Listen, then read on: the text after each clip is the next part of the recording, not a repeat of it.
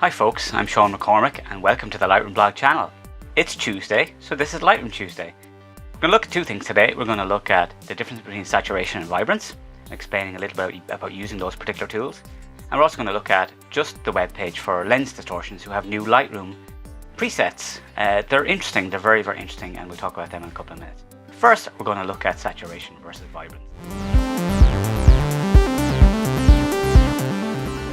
Vibrance and saturation are located in the presence section of the basic panel.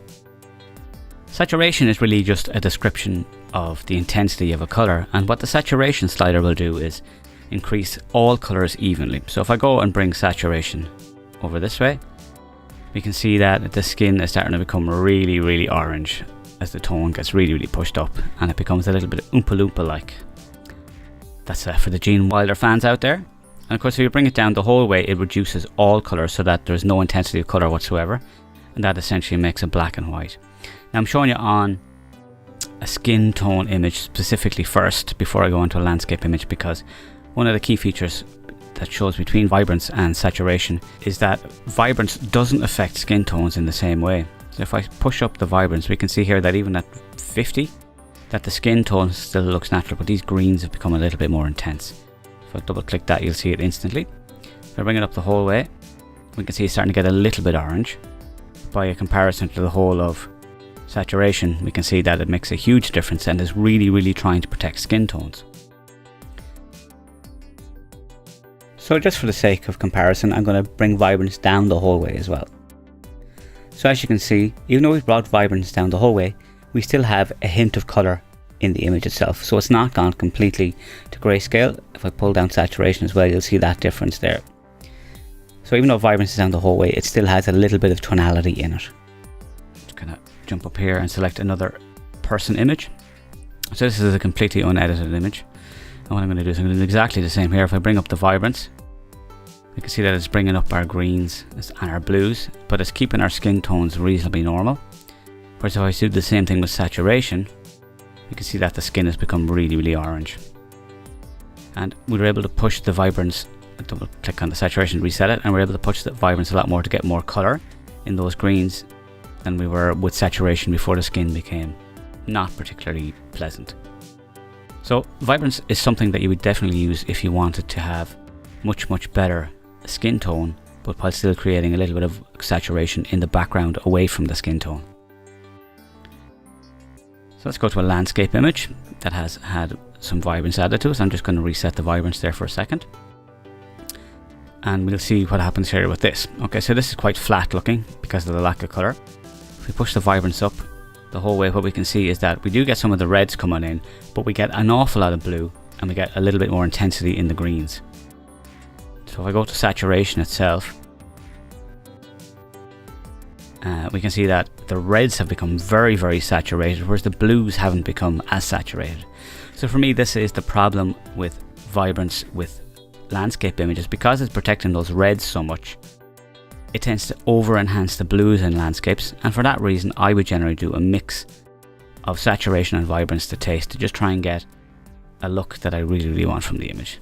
This here image needs a little bit more though, so I'm just gonna push it up. So the idea is that I am getting these reds to get more intense, and that's from the saturation slider, and then the blues are becoming more intense from the vibrance slider.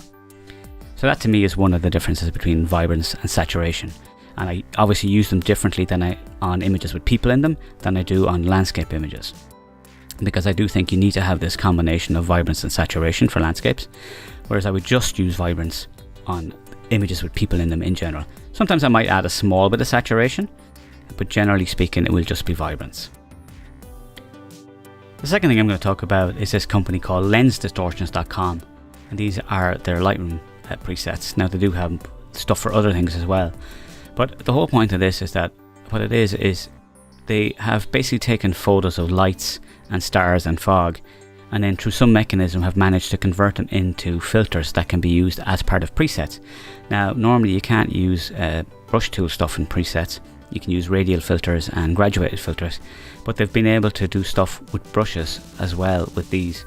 So there's a bunch of example images here, and if we jump down a little bit, we can actually see some of the demo images. So this one here is with fog, where they've brushed away the fog. So that fog is a filter that's in there, and it looks fantastic there.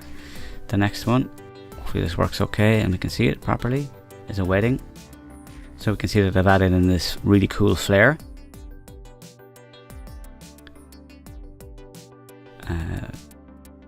And here we have more flare added in. So these are real lights, they're not just made up radial filters that are just dropped in, which I've done a lot for light leaks, but they're something far more sophisticated. And even here with the Eiffel Tower shot here, we see a blank sky and we can add in stars. So to me folks, that looks fantastic. I'd really love to know how to do it. Like here they talk about, you know, 1,000 times more details than the single radial adjustment. It's amazing. I have no idea how they've done it, but it looks really good. So I'm just bringing your attention to them.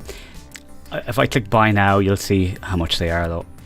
They're not cheap, but they do something that is a little bit unique, that I've not seen anybody do with Lightroom before.